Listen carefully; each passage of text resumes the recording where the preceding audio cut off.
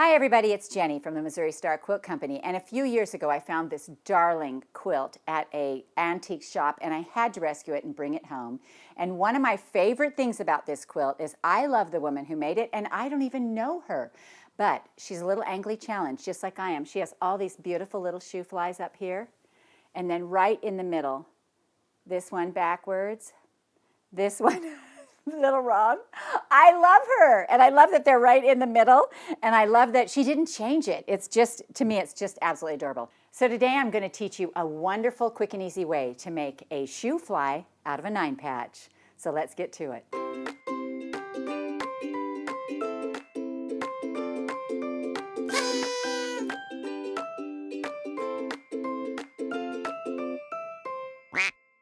All right, so today's quilt is this quilt right here, and it's a little shoe fly that we've made out of 9-patch. And to make this quilt, you're going to need one roll of 2.5-inch strips, and we have used Strawberry and Cream by Edyta Sitar for Andover.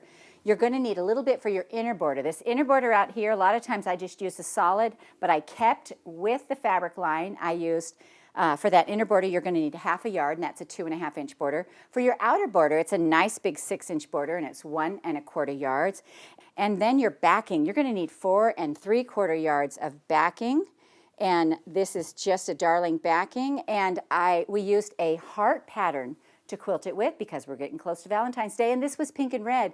But you'll also notice up there I have a striped fabric, and that's because anytime there's a stripe in the line, I love using it on that outer border. So for that binding, you're going to need 3/4 yard of fabric. Now this makes a quilt that is 65 by 75, so it's a great size quilt.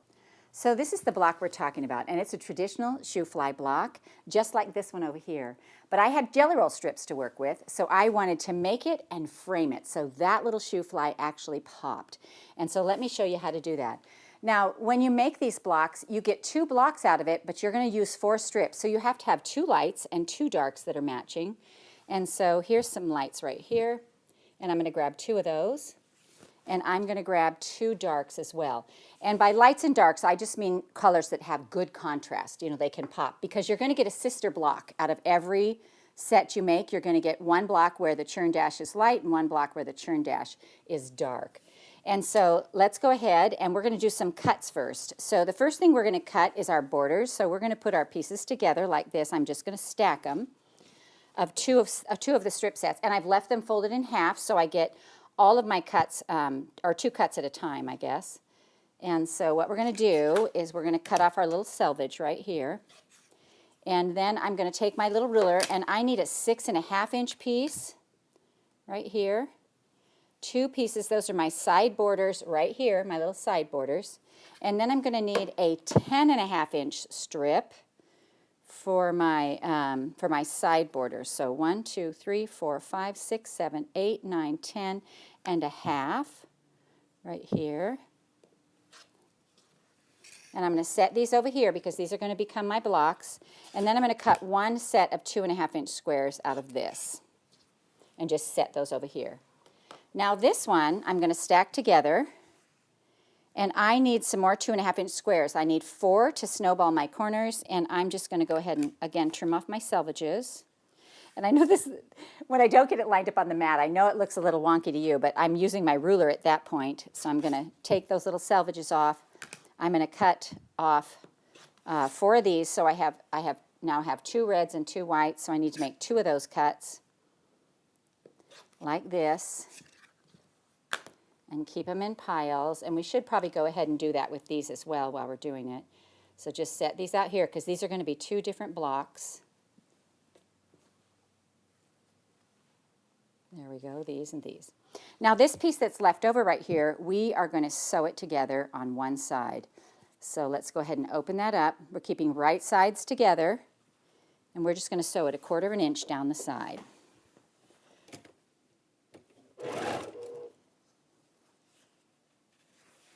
All right. So just line it up and let it go. Make sure it stays nice and together.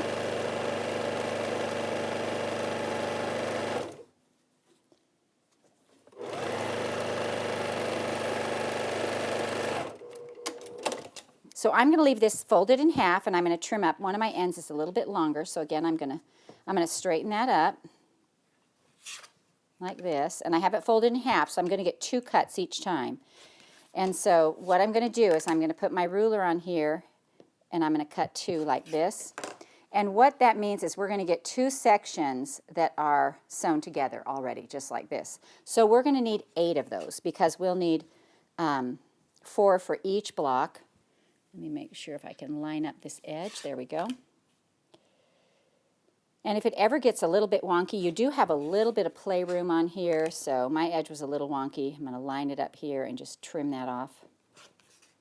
So 2, 4, we've got 6 here, and 8.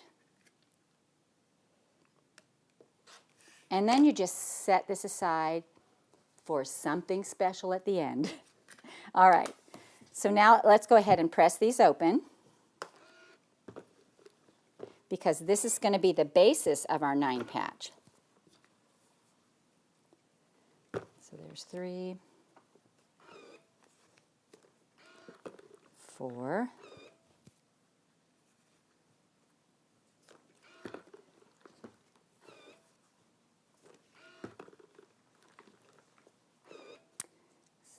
7 right here. I'm counting in my head, 7 and 8. And let me show you how I put these together. All right, so now we're going to make 2 9 patches, but one 9 patch is going to have the dark square in the center, and the other one is going to have the light square. So we're going to put them like this. This is going to be my, my light square in the center. I'm going to put them like this and like this. Turn it so they're offset. And then one more block here, and then one corner to fill it, like that. So that's going to be one. The other one is, we're going to start with the darks over here. So we have the dark and the light, and the dark goes to the middle, like that. And then this one here, and then we'll take one of these to come in over here on this side. And that makes our 2 little 9 patches. So let's go ahead and sew these together. Again, these 3 can be sewn together, and then this row will be sewn together and added on. So let's go ahead and sew this top part first. You're going to nest those middle seams. So that means put them right next to each other and make sure that one seam is pressed one way and one seam the other, so they just nest really nice. And then we're going to open this up and add the other one, and just remember to make sure that it's opposite colors next to each other.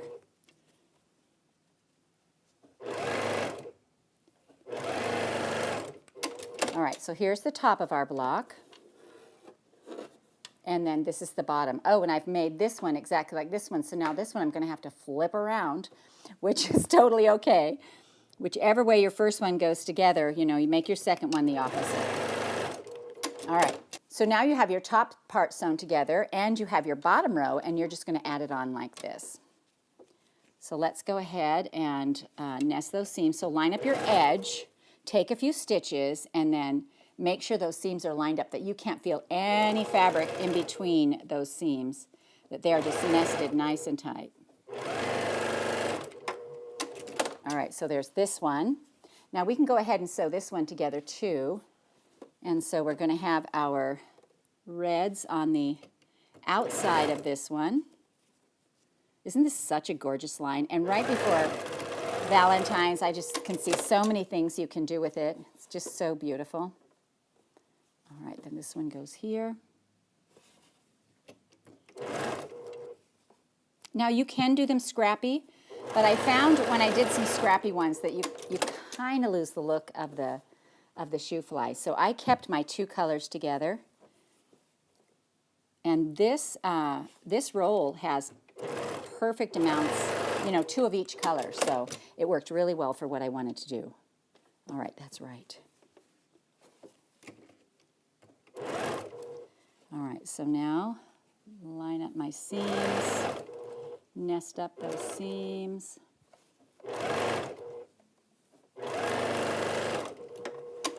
All right, and I know you're thinking, that is a 9 patch, not a Shoofly. But we are going to take one of these and we are going to make it into a Shoofly just like that.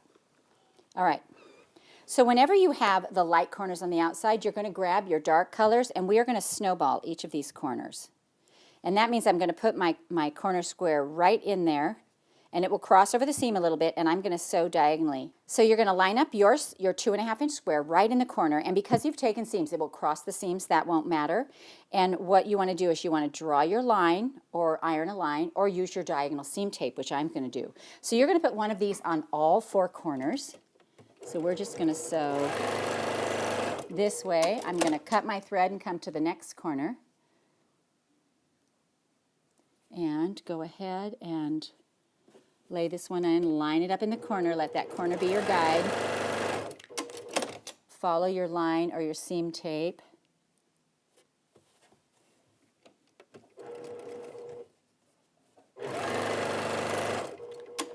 And then one more here.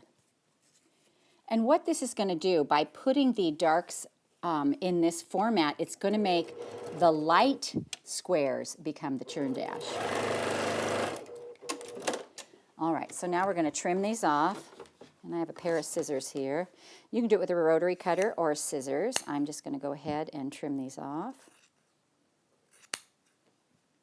like this, and one more. And then we're going to press this back. So now I've got this one finished. This is our little light one right here, and look how cute is that? And we're ready to add the borders to it. And I have already finished this one up with its side points, and we're going to add the borders to that, and I'll show you how this works. Whatever color is on the outside part right here, that's going to be your border. And so we're going to go ahead and put these on here. This is our 6.5-inch sides, like this. And then this is our 10.5-inch top, like this, top and bottom. And it keeps the whole block, it just pops it off the block. And so, again, our 6-inch over here, like this. And then our 10.5 on the top and the bottom. So let's go ahead and sew those together. All right, so now I'm going to lay this little 6-inch one on the edge, right here. And sew down the side. And then I'm going to put the other 6-inch over here and sew down this side.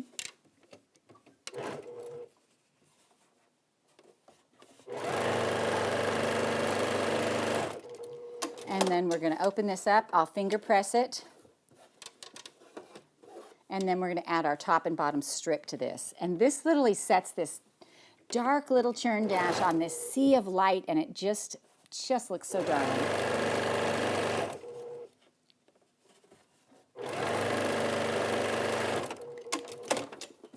All right, one more over here.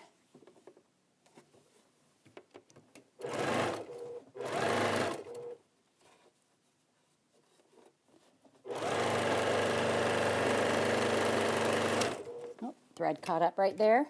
All right, let's go ahead and add our borders to this other one as well, so you can see both of them. And if you're ever adding one of these side borders, and this one fits really good, but if it feels like it's too long, or the block is much longer than your border, put your longer part on the bottom, and the feed dogs will take in fabric, and they will make that fit. So this one came out just right. Let me see this one. This one is a little bit longer than the top, so if I flip this over and put my longer part on the bottom, then when I go to sew it in, the feed dogs take in that little bit more of fabric, and it will just fit perfectly here.